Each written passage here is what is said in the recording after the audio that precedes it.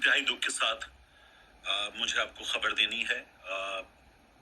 جب میں نے تھوڑی دیر پہلے ٹویٹر پہ دیکھا تو ہمارے دوست عدیل راجہ نے بتایا ارشد شریف صاحب میرے ایکس باس رہ چکے، میرے دوست تھے، میرے بھائیوں کی طرح ہیں اور بڑے بھائیوں کی طرح بہت اچھا تعلق ارشد شریف صاحب کے دنیا میں ہم لوگوں نے کام کیا.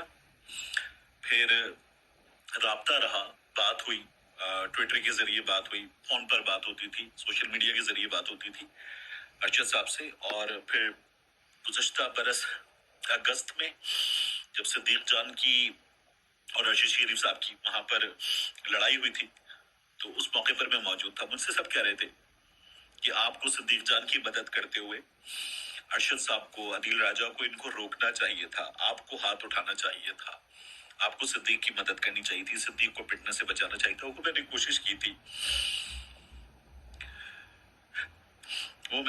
کی تھی لیکن آج جو میں نے خبر دیکھی ہے، میں نے کوشش کی کہ میں یہ خبر آپ کو ویسے ہی دے سکوں جیسے میں خبر دیتا ہوں. میں نے پاکستان میں اپنے دوستوں سے، لندن میں دوستوں سے، اس کے علاوہ دیگر جگہوں پر اپنے دوستوں سے رابطہ کیا ہے.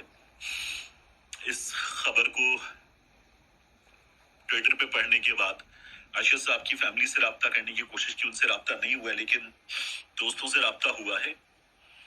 ارشد صاحب کے بارے میں عمران ریاض نے بالکل ٹھیک کہا ہے کہ ہمیں اپنا بھائی آج اسلام آباد ایئرپورٹ پر پورے احترام کے ساتھ چاہیے، پورے وقار کے ساتھ چاہیے. وہ شہیدوں کا وارث شہید ہو گیا ہے، ہم میں نہیں رہا ہے. انا للہ و انا الیہ راجعون.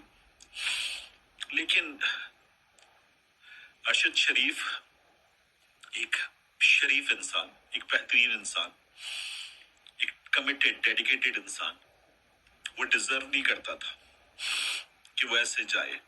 میں نے کچھ عرصہ پہلے اپنا چھوٹا بھائی کھویا، میں اسی طرح سے آپ کے سامنے تھا. میں نے اپنا بڑا بھائی کھویا ہے. اب اس کی تفتیش ہو، سامنے آئے. ارشد شریف آواز اٹھا رہے تھے، سوال کر رہے تھے اور جن حالات سے ہم گزرے ان حالات پر بھی سوال کر رہے تھے. ہم بہت کمزور ہیں، ہم بہت کمزور ہیں. ارشد بہادر تھے اور انہیں کینیا میں نشانہ بنایا گیا. یہ خبر آ رہی ہے.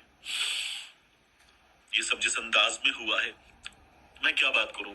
اس کی تفتیش ہو، جو اس کے ذمہ دار ہیں انہیں سزا ملے، غارت ہو وہ. اللہ تعالیٰ ارشد شریف شہید کو اپنے جوار رحمت میں جگہ دے، ان کے لواحقین کو صبر دے. اللہ تعالیٰ پاکستان پہ رحم فرمائے، آمین. ہمیں ارشد شریف سے ہم سب محبت کرتے ہیں. ہمیں ارشد شریف کے خون کا مکمل انصاف چاہیے اور اس انصاف کی ڈیمانڈ میں یہاں اس لیے اسپیشلی بیٹھا ہوں کہ میں چیف جسٹس آف پاکستان سے اس انصاف کی ڈیمانڈ کرتا ہوں. ملتے ہیں انشاءاللہ آپ سے.